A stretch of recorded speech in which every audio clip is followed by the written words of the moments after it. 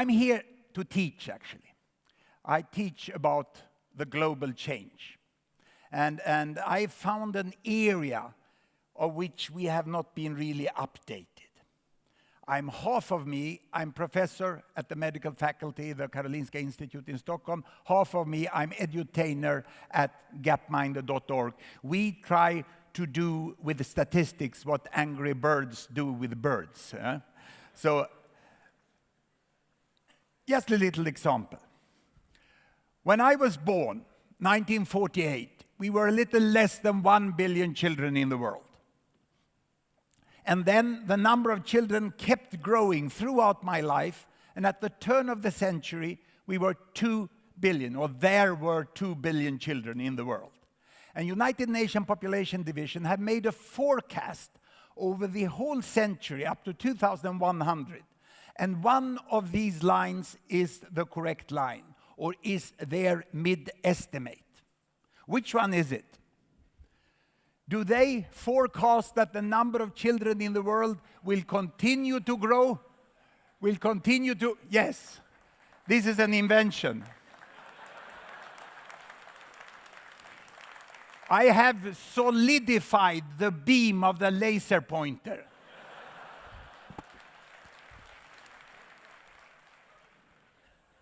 Do they project that the number of children will continue to grow and there will be 4 billion children in the end of this century? Do they think it will grow a little slower and there will be 3 billion? Or do they think, based on the data they have, that there will be no more children? They have stopped growing. How many guess there will be 4 billion? Hands up. Thank you. How many think they will slow a little and be 3 billion children?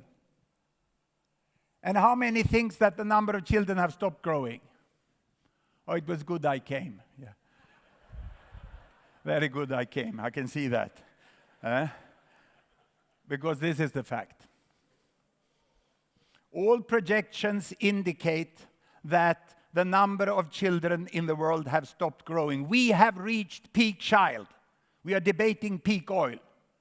That's not for sure. But this is much more sure. You never know exactly about the future, but probably we will have no more children in the world. And how come? How come that it has become like this? Well, I'll show you the graphics which we have developed. It looks like this. 1962, 50 years ago, every bubble here is a country. The size of the bubble is the size of the population. That is China, that is India. The color up here shows where they are situated. East Asia, South Asia, Africa, Arab world, America, and Europe. And you can see that what we were calling developing countries were all these countries. And what I show here is the size of family. Babies per woman, 2, 4, 6, 8. They had large families. And here I show the length of life. 30 years, 50 years, 70 years. They had short lives. The developed countries, or the Western world, or the industrialized world, they had small families and they had long life. There were really two types of countries. There were two clusters. Even the back row can see how clearly there were two clusters. And there were very few in between. One of the few in between was Cuba. It was a rhetoric success of Castro to place himself as a leader of a group he didn't belong to. Because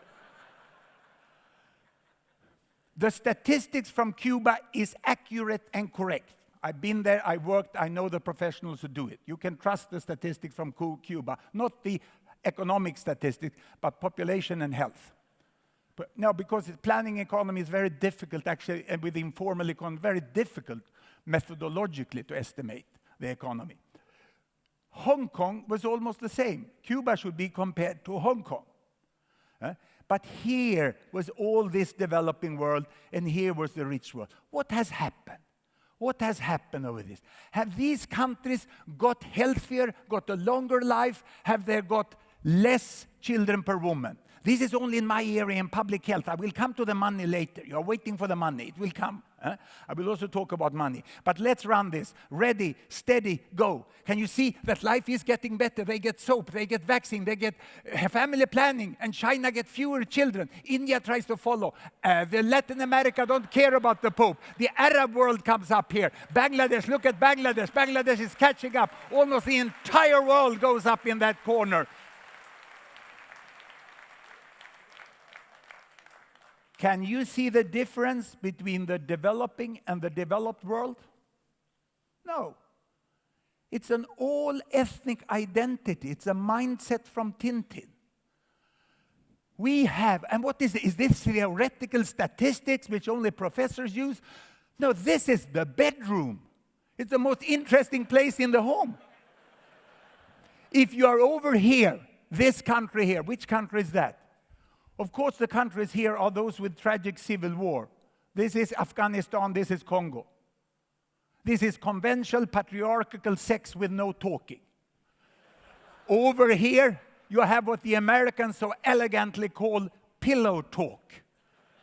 The young couple discuss the main issues of life at evening in bedroom, and they whisper, we shall have 2 children. We shall afford to buy shoes for them. They shall have a guitar, a football. Our little family should be able to go to the beach. We shall be a modern family. Our kids should get a better life.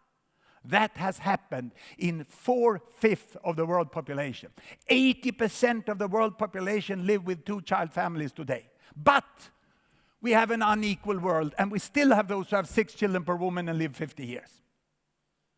So the difficult thing to understand the world is it have become much better, but it is not good. You have to understand those 2 things. If you say, oh, it's just much better, much better. Johan Norberg in Sweden used to say this. He's right. We all agree on very many things. But he said, yes, it's just better and better. And the globalization, anti-globalization activists, they said, oh, it's bad. They are both right. The world has gone through a tremendous improvement, but it's very unequal, and we still have some countries down here where there is really shocking misery. Now, what is the important to understand of this? You say, oh, it's just because the communists in China, they had this one-child policy. It was not very successful. 1.6. Normally, communists are not very successful. Suddenly, people start to attribute too much success to communists. If it was the communists who made that low number of children in China, then there must be more communists in Japan. Not to talk about Hong Kong.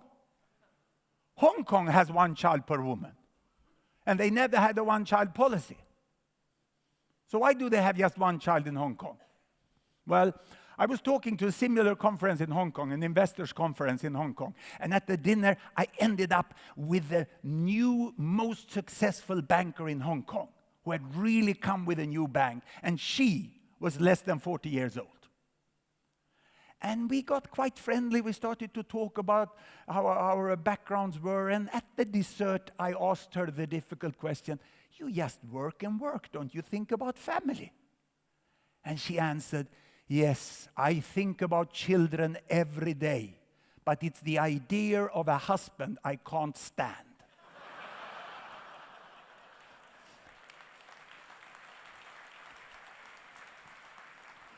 This means, what do we learn?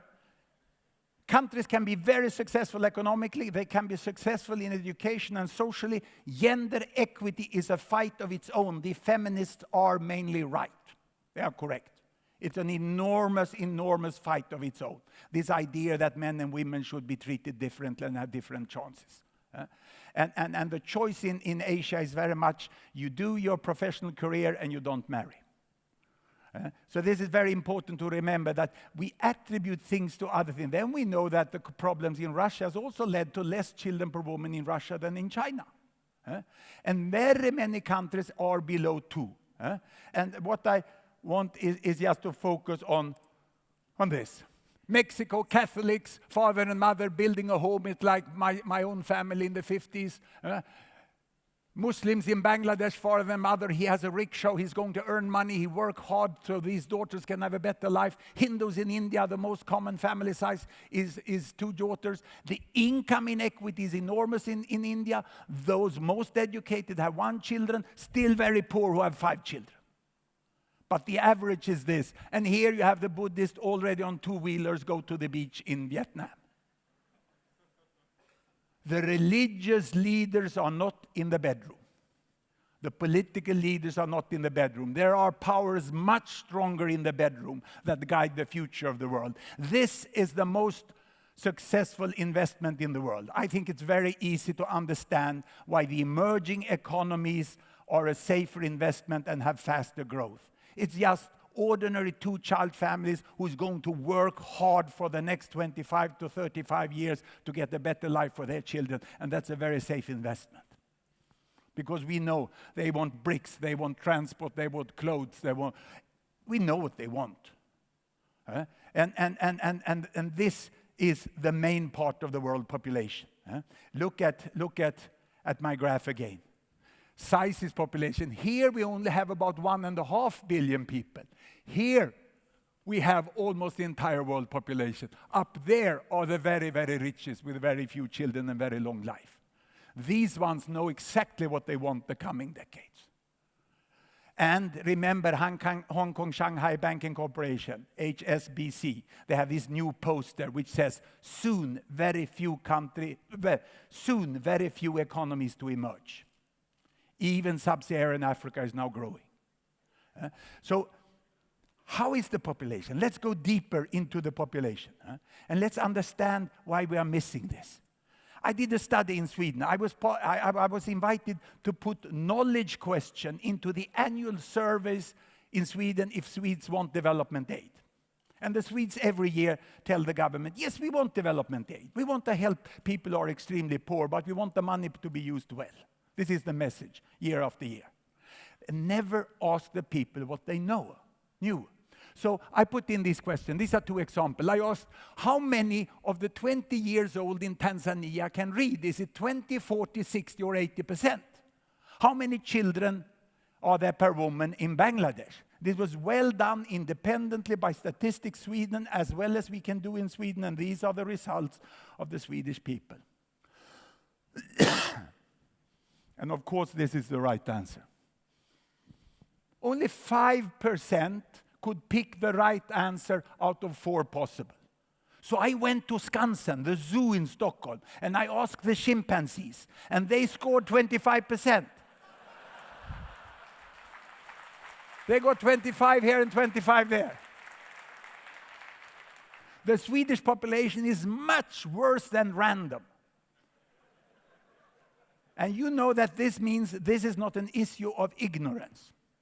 They are not ignorant about the world. They have the wrong ideas about the world. They have the old ideas. So what do they think? You can see where the majority is. The vast majority is here. And that's how the world was 25 years ago. It's something which we are missing. When the textbooks were printed, when the teachers graduated, which we had in school, and what news media report. News media doesn't report about those slow change that move on decade after decade like this. They fail to report them because it doesn't happen suddenly. It has to be an earthquake. It has to be an Arab Spring. Then they report. But those things that happen slowly. No one told us that the average age at first marriage in Tunisia started from 15 years, went up. At the revolution, it was 28 years, average age as first marriage for women in Tunisia. A complete social transformation had happened. That revolution had nothing to do with Twitter. It was bedroom stuff, bedroom stuff. That's what imported in the world, They couldn't marry, they were unemployed. Educated, unemployed youth who cannot marry, they are revolutionary. So are these right, these projections? Many say, you cannot trust them. Yeah, okay, I didn't know, but those figures, you can't trust them. So look here, 1950, 1960, 70, 18, 2000. And here is the billion of people in the world. 1951, United Nations Population Division said we are 2.5 billion people in the world. And they made this projection. 1958, they said, hop, they said we were more than we thought. That difference was only due to one census, Mao Zedong's first census in China. There were more Chinese people than even Mao Zedong had thought. There were more people in China. When that was they corrected it, it became like this. And they said, that's impossible. We can't be 6.5 billion, 2000. This was written in newspaper. That's a stupid division. Demographers are fantasy, you know, this won't work. So 68, they said we will be this. Oh, even worse, they said, impossible. 78, they said this. And now we know the result. Respect, isn't it? Demographers can do what medicine and economy can't do. They can foresee into the future in an amazing way. Population is not so much up for discussion. It's a constant in your business plan. It's a constant when we discuss environment. We know how many we are, and we know more or less how that will be. Why do we know it? Because it's so simple. It's so simple. Look here. Father and mother. Well, this is from Sweden, and we have to be very sensitive these days. So we had to take away the breasts here. You have to be open for all possibilities these days. And I think that's good. I'm quite proud of my country. I'm quite proud of my country when it comes to this. The couple, the parents, let's say the parents, they got 6 children. This was Finland 300 years ago. This was medieval age. This was the rainforest up to recently. Why didn't the population grow very fast? Why didn't the population triple in one generation? Amazingly, as much as we have historically, in the long distant past, there was almost always on an average of 6 children per woman. Because 1, 2, 3, 4 died before growing up to become parents themselves. This was the old balance. People tell me, oh, in the rainforest, people live in ecological balance with nature. And they have been living in ecological balance with nature for a very long time. I say, you are bloody wrong. They die in ecological balance with nature. It's a sad fact. But they have an amazing knowledge about nature. And their human rights should be respected fully. But don't be naive. You know Mattias Klum, the Swedish photographer who takes some nice pictures from rainforest? Does he bring his children to work? No. He takes an intensive care doctor when you go to the rainforest. It's a dangerous place. That's why there are so few people there. This is what was the past. So why did so many from the Nordic countries emigrate to America after the Industrial Revolution? Was it because life got worse? No, life got better. They still got 6 children, but only 2 died. That was the population growth. And then we become 7 billion, just for that reason. And now many think we will continue like this. But that's not true, because I just showed you that we are approaching the new balance. We're almost at 2-child families now, 2.4, 2.5. So we will even out on 10 billion. But then people tell me, oh, see there, you said that the figures were right. But if we have 2-child families now, population growth should stop. Why does it continue to increase? And I tried to explain it, so I had to develop a new teaching tool. And I'm launching it here today, and I think I will work together with Stora Enso with this. I call it Vässa papper i pedagogika.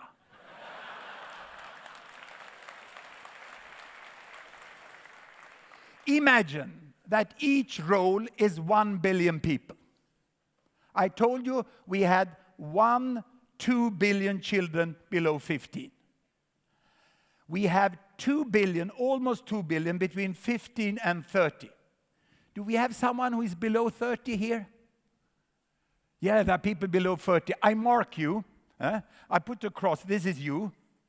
You are between 15 and 30. So you know where you are, or what will happen in the future. This is between 30 and 45, 45 and 60, and this is me, 60 plus, the old people. We are up there. This is the world population today. What will happen? The number of children will not increase. The length of life will not increase. I actually listened to BBC last night, and they got it wrong with China. They said China get an older population because life expectancy is getting longer. They hadn't done the Vasari paper, Paperi Pedagogika, you know. That's very important. Look what will happen. Without getting more children, without getting longer life, we will be 3 billion more. Why are these people missing here? It's not because they died, they were never born. Because when I was born, there were fewer women in the world giving birth, so there were fewer babies born. That's why we have this structure of the population of the world. So now we know what will happen. What happens to the old people? They die, and the rest, they grow 15 years older, and then they get 2 billion children. Okay? That's you. Yeah. What happens to the old? They die. The rest grow 15 years older, and they get their 2 billion children. And what happens to the old? They die. And the other ones get 15 years older and get 2 billion children. Look, now you are up here. You see? That's it. It's enormously effective. Then in the future, of course, they will die. They will get older. They get their children, you know. They die. They get older. And you get their children. If there's someone here who doesn't believe this, and you have this at home, you go home tonight and you control it, you know. You can do it yourself. This is what is so good with this method. This was called population momentum. We call it the big fill-up. The big fill-up. It's inevitable. When a population goes from 6 children per woman to 2 children per woman, it takes a lifetime until the population growth stops. Because that first generation of 2 children per woman, they have to live their life. If they don't start to get 1 child, which has happened in parts of Asia. So let's look what this means for the big thing. Here we have 7 billion people in the world, 1 billion in the Americas, 1 billion in Europe, and 1 billion in Africa, and 1, 2, 3, 4 in Asia. Finland is well situated, close to Asia. That's what counts. And you see Finnair, how successful Finnair has been to gain a lot of the traffics to Asia. Now, to 2050, there will be 2 billion more. 1 billion entirely in Africa, 1 billion in Asia, because that's where the fill-up is taking place. That's where they fill up. That's where there are less old people because there were fewer born 30 to 60 years ago. So you see that the African population will double in the next 40 years.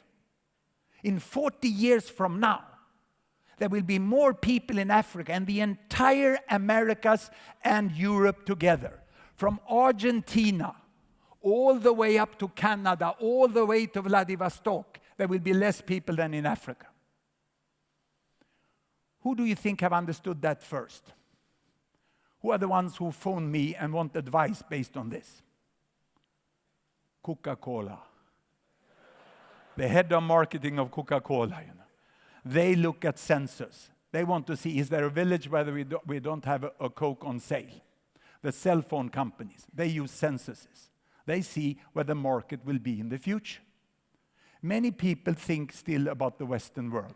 If I split this one into North and South and this into East and West, then I get what we used to call the Western world. But no one can define it. Very difficult if I should include Greece or not here, you see? And I had to take Karelia here, you know. I took Murmansk also, I think, you know. But it's very difficult to know because there's no definition. There's no definition. And the rest, many still call the developing world. No, let's call it with the right name. It's the world. That's where 6 out of 7 billion people live. That's your customers. The future of Finland may depend on how popular Angry Birds will be in Africa and Asia. This is very important. This is if you can do something for the entire world, you know.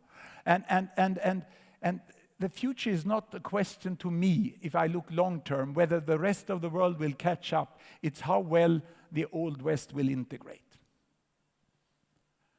I lecture at the highest level in the corporate sector. And the CEOs tell me, come and lecture to my leading staff, the 200 leaders in my company. And these are like huge international companies. Why? Why do you need a Swedish public health professor? They don't understand globalization. They think it's enough that we have an office in Mumbai and we have a lab in Shanghai. They haven't got it that we have just started. And if we don't succeed in Asia, we won't succeed in the world. We need to move on in a completely new way. And the attitude is wrong. So we need really to see what is happening much, much more clearly in the world. And a way of doing that is looking a little more in details. I will now let each doll here be 100 million. The toilet paper roll was 1 billion. Now this is 1/10. And otherwise it's the same. Below 15, 15 to 30, 30, 45, 60, and the old people. And then the continents, Asia, Africa, Americas, and Europe. So this is me. I'm in Europe, I'm above 60. And look at Europe, what a boring place. Same amount of people in all generations, and the number of children are decreasing. Everything, you know what will happen. It will be like this all the time. America's almost the same. They have to add 100 million seniors in Latin America. That's what's missing, and then it's completed. In contrast, Africa have 400 million young people below 15, and that's after child mortality have taken a few away. A few is a terrible term to use there, but you have to realize that there are in total in the world 7 billion children dying per year, and in Africa about 4 of them. But that 4 million, there are 400 million children below 15 in Africa. And if Africa has luck tonight, peace, they get energy supply, they get 2-child families, they get a decent life in Africa, then these ones will grow up according to the toilet paper method. You see that they will double their population. There's no way Africa can avoid doubling the population. It's already set down here. Asia has stopped growing. The number of children have stopped growing in Asia because all these highly educated women get less than 2, and still the poor areas get more than 2. The number of children in India have not increased the last 10 years. So what will happen now? There's a lot of fill-up doing here. China will get an older population because those already born will grow up and become old. Not because they will live longer. That's a minor part of it. The old will die, the rest grow older, and they get their children. The old will die, the rest grow older, and they get their children. The old will die, the rest grow up, and they get their children. You see what's happening? More and more children in Africa and less in Asia. This is not for certain. We don't know this. The reason why UN population is so right in the total in the world is that the mistakes they make on country level even out each other. Some countries grow the population more than they thought, others less. But on the total, they know it quite well. So the old will die, the rest grow older, and they get their children. This black here, that's the inevitable fill-up. There's no way you can avoid that. This is up for discussion. If you can get poverty away from Africa, everyone can go to school, have a decent life, good health, not good health, just good child survival. If they can access to family planning, women's rights are improved just a little bit, you'll get 2-child families in Africa. In Addis Ababa today, the women get less children per woman. There are less children per woman in Addis Ababa than in Finland, 1.5. Whereas in Ogaden, there's 7 children per woman. Can you imagine? Within Ethiopia, it varies from 1.5 to 7. This is the challenge. The challenge is that the government take care of their rural population and that they take care of the aid also focus on the poorest in the rural population. And what they need is very easy. I know Bunden Pavo in Sarajärvi. It's just to read Runeberg and you know what poor people in rural areas need. They need food. They need school. They need houses. They need clothes. They need to send their kids to school. If you get that done, you will have less in Africa. If you get gender equity in Asia, the educated women will marry and get 2 children. So then you may replace these blue ones with these red ones. Or if you maintain gender equity, this is the 2 big uncertainty. It's how fast gender equity will come in Asia and how fast poverty will go away in Africa. But more or less we will be 10 billions. More or less we will be 10 billion. Aging is not so much. I hope I will be this guy up here, of course. But that's a minor thing. It's because we haven't understood the fill up. And you can see, as business people, you see where the market is, don't you? This is very negligible. This is small. This is the market. Atlantic was the center, then the Pacific was the center. In the future, the Indian Ocean will be the center. Buy land around the Indian Ocean. It's a very good investment. Here we are at this. I can summarize this. We have a prototype here, what we have done. This is like a half chessboard. 2 children per woman, 4 and 6. Number of children that die per each woman before they grow up. Not just as young children, but before they become parents themselves. 1, 2, 3, 4. Imagine this terrible place down here. You get 6 children, 4 die. This was the average of the world 1800. That's how ugly the world was just 200 years ago. And then this is what happened. 1900, not much. Last century was the fantastic. And 1970, they got 5 children and only 1 died. And it's just because they went to this square instead of that population grew. Here it would be 4 minus 2, it would be stable. Here it was additional children surviving. So what has happened since is this. So has the world become a better place? Yes, it has. Enormous improvement. Is it good? Not enough. Because still, Afghanistan and Congo is here. But imagine, the worst of countries today is like the average of the world when I went to university. This is what we haven't got. It's a tremendous improvement. And if the average of the world could move from there to up to the other corner, those worst off can also do it. There's no doubt about that. People ask me, are you an optimist or are you a pessimist? No, neither or. I'm a possibilist. I see that it's possible. If we are wise, if we do the right thing in this world, we can make it. We can make the world a relatively stable and decent place where we can live well. Now, for that, we need to handle the money well. Let's look at the other end there. There are still these people in deep poverty. To me, this is poverty. This is poverty. Inefficient transport of water, inefficient transport of fuel. Low productivity of human beings in their daily work. Now I will show you what economic growth is, and I love it. This is economic growth. She can carry 3 to 4 times more water because she has invested in a wheelbarrow. And she says, I love ball bearings and the Industrial Revolution. But it has to reach her. It has to reach her. It's when the economic growth reaches the poorest that it has the greatest effect. The growth of well-being. It is indeed money. Professors of public health, we love money because we know how to spend it. We don't know how to make it, but we know how to spend it. And you can get a better world like this. Look, this is the poverty line. This is the income distribution in Africa. $1 a day, $10 a day, $100 a day. Can you see the difference within Africa? Some were there, many were below the $1 a day. This is hunger. This is when you don't complete Matthew 9:11, Matthäus 9:11. My favorite line in the Bible. Our daily food give us today. Don't let us go to bed hungry.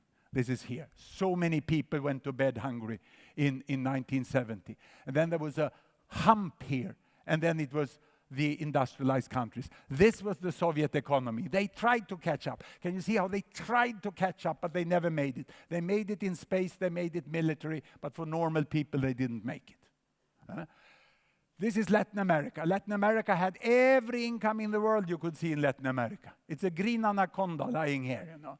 And you have all this. And what has happened is this. Population has grown and hundreds of millions and billions went out of poverty, but just a little bit out of poverty. And that's more or less where the world is today. Still, these ones are here. Have you seen the world has become better, but it's not good. Still we have these are the ones who have 5 to 6 children per woman. This is Congo, this is Afghanistan, over here. These are the successful countries, but they are just $1-2 away from poverty. This is where you get welfare. Where you know, I get a broken leg, I need a cesarean section, kejsarsnitt, I can get it. This is here. Whether you have a tax-funded health system or you have an insurance base, doesn't matter, because you need the money to pay for it. You need the money to pay for it. And they are really down here. This is what we think will happen in the future. And the important thing with this is that to get out of poverty, we also know relatively well. I spent 20 years doing research in remote parts of Africa. It started by discovering a new paralytic disease that was due to a combination of hunger and intoxication of natural toxins in the food, in the cassava root. That's a detail. But from there on, I went on to study the agricultural economy, the collapse of the rural economy in many African countries. And this is one of the women we interviewed. She's on a bike on the way to the market to sell her products here. She has a kid on her back. Her husband is working in town to earn money to build a better house. She told us what she needs to get out of poverty. She said, the school was good. I can count. They won't cheat me. I can make my own deals. Thank you for the textbook in school that aid provided. Thank you, government, for the teacher that the government paid for, that made it for me. Thank you for the mosquito net. I have a healthy child now. It doesn't stop me from going to the market this day. And thank you, World Bank, for the credits that made the tarred road. It makes me move 4 times more than when we had a dirt road. That's really good for me. And I want my rights. I'm alone as a woman. I have a good husband, but I'm alone. I want to do as I want. No one should steal from me. I should be safe when I move to the market. Microcredits were good. Thanks for the microcredits. They bought me the bicycle. That's good. And it's good that I have a market. But really, I want a job. I want a paycheck every month. Come and invest, for God's sake. I want a textile factory I can work with. Many people are upset about the working conditions in textile factories around the world. And they are really bad. And you can be upset. But it's worse to be in a rural village. That's why the young women go and work in those factories. That doesn't mean you should abuse them there. But you must realize that it's worse at home in the village. She wants a job. As long as there's no job, she will work as a small-scale farmer. And she said, technology is fine. Thank you, Nokia, for the cell phone. Now we have text messages and we know the prices at the market. There's only one in the village who have it, but the message goes around. This is my development, what I want. And I also have a green dream. I want electricity and fertilizer. If we get electricity, my daughter on my back, she can read when she starts school at home and do homework. I couldn't do homework in the evenings because there was no light. Kerosene lamp was not enough, And I can mend the clothes of the kids. I can clean my house. Electricity is so good. And fertilizer would double my productivity. And I could replant forest on some parts of my fields. This is constructed, so if you are leftish, and you want the state to solve it, you have your red stuff on this side. And if you are more market-oriented and liberal, you have your blue stuff on this side. And what I think is when you get both, that's when the country moves forward.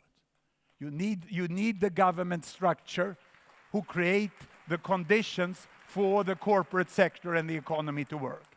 And the corporate sector must be so effective so we can tax it. I'm not so fond of CSR. I like TAX, tax. But tax should be well used. Tax should be well used.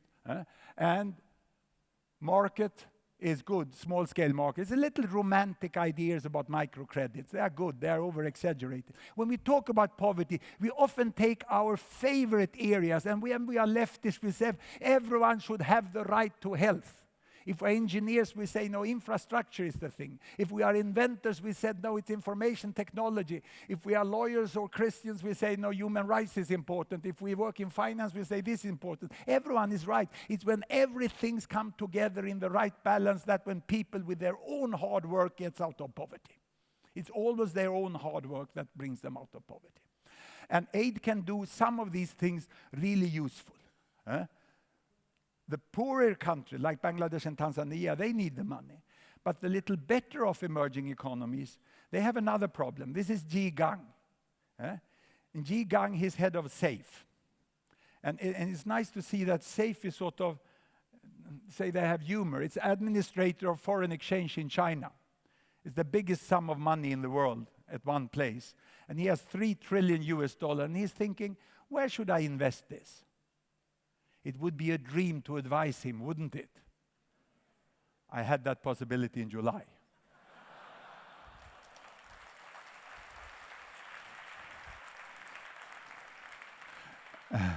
He was very wise. He listened to my lecture, and we talked after, and yeah, you are right, this is what will happen. It's also difficult for us to understand.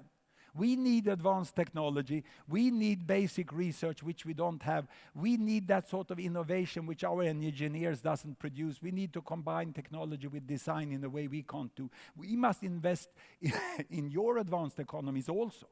We have the sort of reversed outsourcing. Brazilian pharmaceutical companies and Indian pharmaceutical companies that buy companies in West Europe. This curiosity-driven research is a hallmark of West Europe and North America. That will be up for capital, so he will invest in that direction. And I asked him about the growth of his money, and showed him this graph, which I've used. Yes, it's correct, this is what I have. How do I get the data of the foreign exchange reserve of China? It's free on the net, full transparency.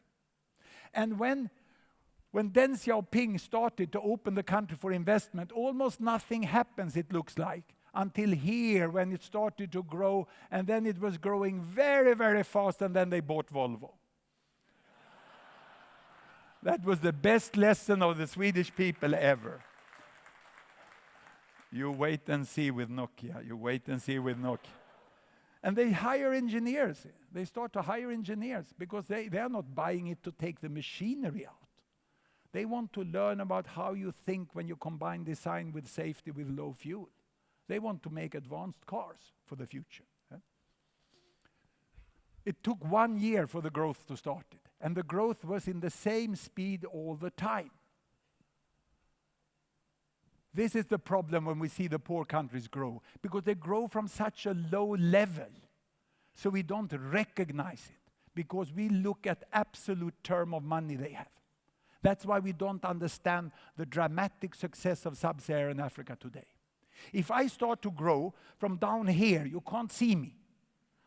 I grow like this, I grow like this, you see nothing, you see nothing. Now you see me, and now I buy Volvo.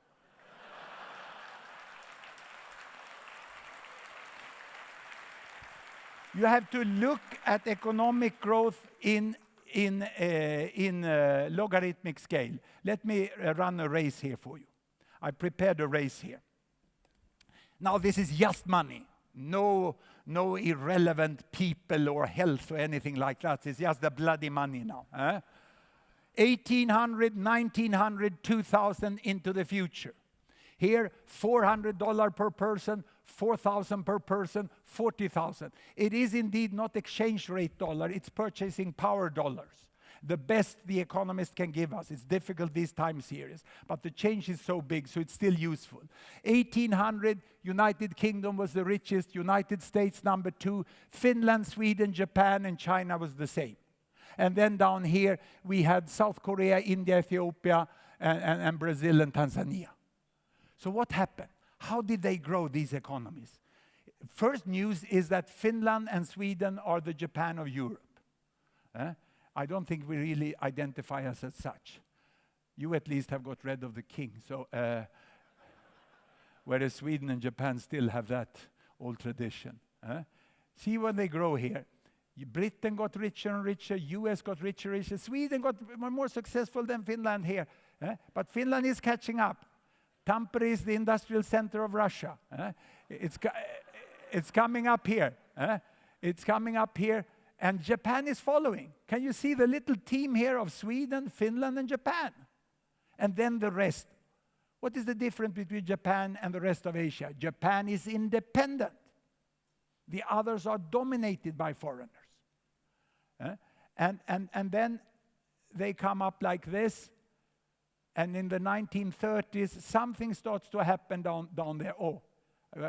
It is in the Second World War, then finally Sweden catch up.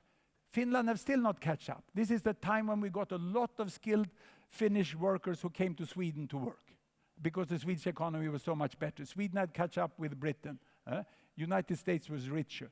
Here Finland make this fantastic catch up, and behind is Japan coming, and Japan and Finland and Sweden are once again together up there. And then Brazil seems to make it, but they got the stupid dictators, the militaries who did it the wrong way, and South Korea overtakes them, and they come up here, and China and India is coming, and now Africa is coming, and this is what we see. It's IMF data up to 2014. First, I had a Volvo, then I had a Toyota, and now I have a Hyundai i10. And if I live long, I will get a Chinese electrical car then. The growth of China and India and Tanzania and Ethiopia is not so special. It's just the same thing as Japan and South Korea did. Sweden and Finland did it at a slower rate. We reached up here because we started early, but this speed is the same. And I've now developed a very transparent projection method, because you would like to know, when does India and China have the same economical level as West Europe? And you do like this. There it is. It's the 27th of July 2048.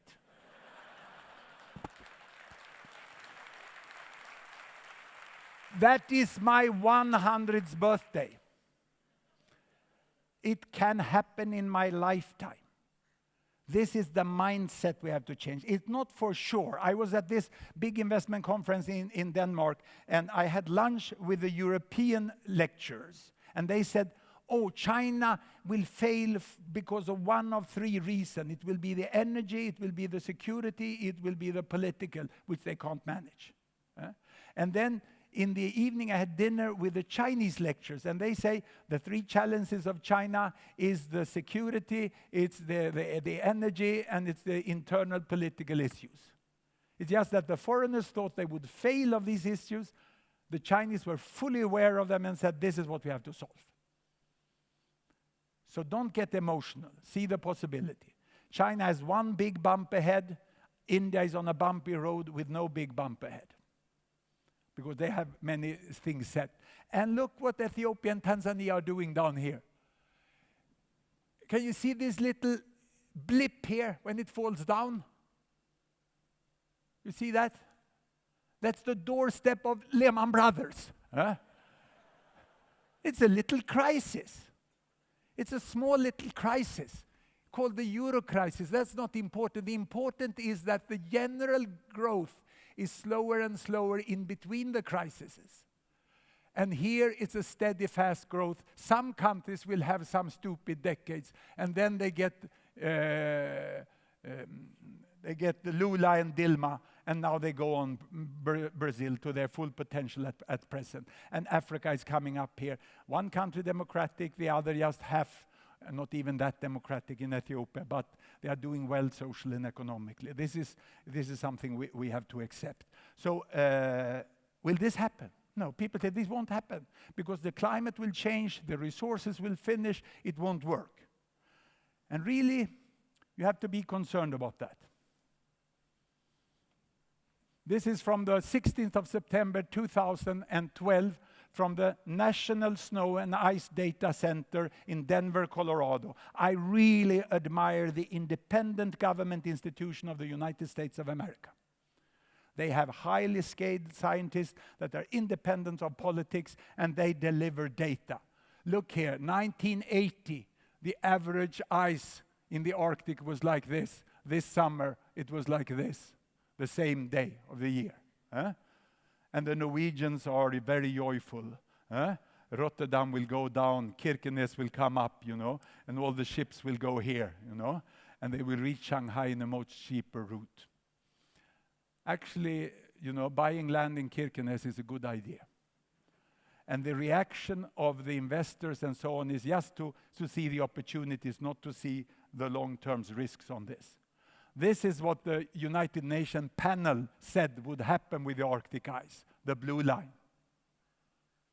The dark one is what has happened, and the skeptics started here. It won't happen. You can see this will happen like this will not happen. And the last years, 1, 2, 3, 4, 5, 6, 4 of them have been below. What happened this year was exceptional. I am not an environmental guy, not at all. I can live without polar bears. Did you hear that? I don't need polar bears.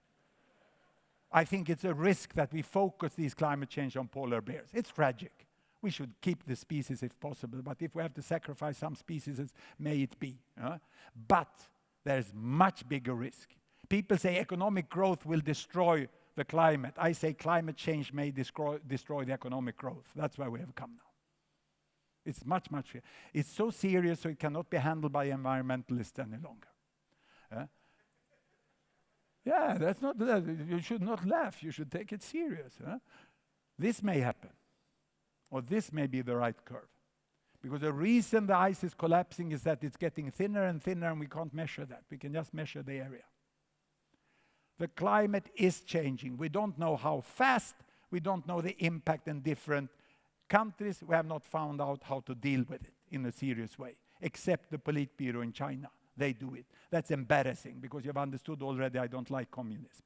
And it's very difficult for me to accept that the Politburo in China is the most fact-based leader of a nation when it comes to energy.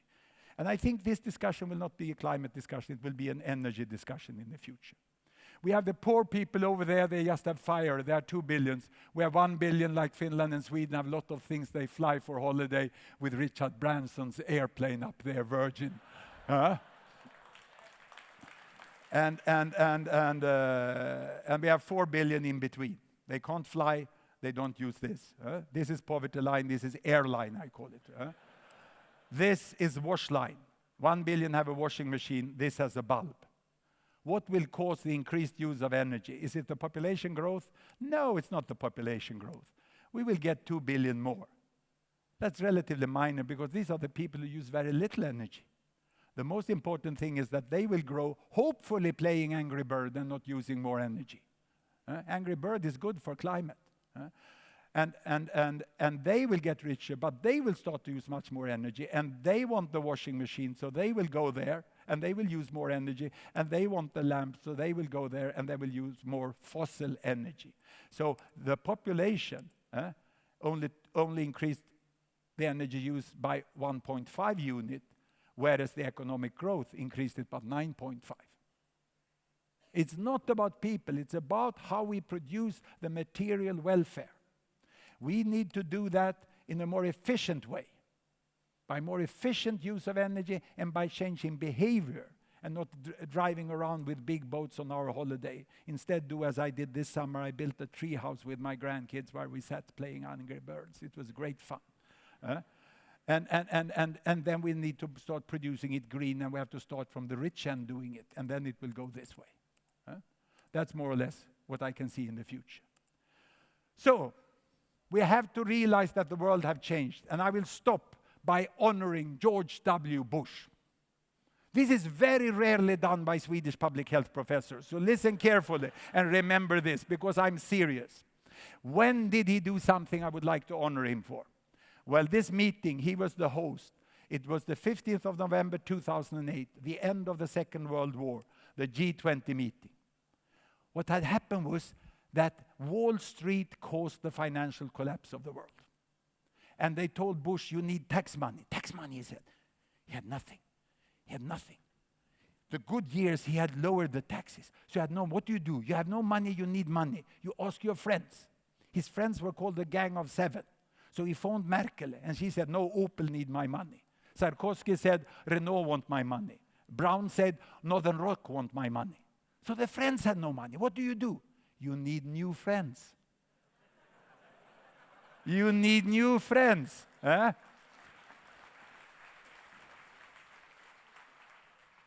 So he phoned the Australian Prime Minister and said, no, don't joke, we don't have much money here. You have to phone the big one. You have to phone Lula, Jintao and Abdullah. Oh, I socialist and communist. You have to do it. And then he did what I admire him for. He took the phone. Imagine a Republican president phoning a socialist trade union leader, a Latino, and politely asking, President Lula da Silva, does Brazil have any money saved that you can lend us? And Lula answered, yes, we have. Oh, can you please come to Washington and give me the money? Yes, but I want to sit in the board of the IMF. That's fine. We can make changes there. So Strauss-Kahn here. This is Strauss-Kahn. Remember Strauss-Kahn? He was at a hotel in New York, you know. Then he's out. So he invited them. He was standing there. Already Bush didn't like him. He put him there on the end. You can imagine at a party like this how careful they are, you know.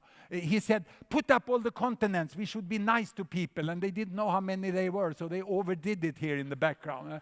And then the ones who stand next to it, it's the socialist. It's the communist. It's a dictator monarch from Saudi Arabia. They stand next to him. But it's good. Can you see? Bush is leaning to Lula. He wants to stay away from the dictators because Lula is a democratic guy. He won the election. He lost elections. He is as democratic as Bush is, you know. They had tough elections and they won it. So he's standing there. And these are the new, but they have the money. This is the new world. And Sarkozy is standing here and say, how come that France is between a Muslim and a Buddhist, you know?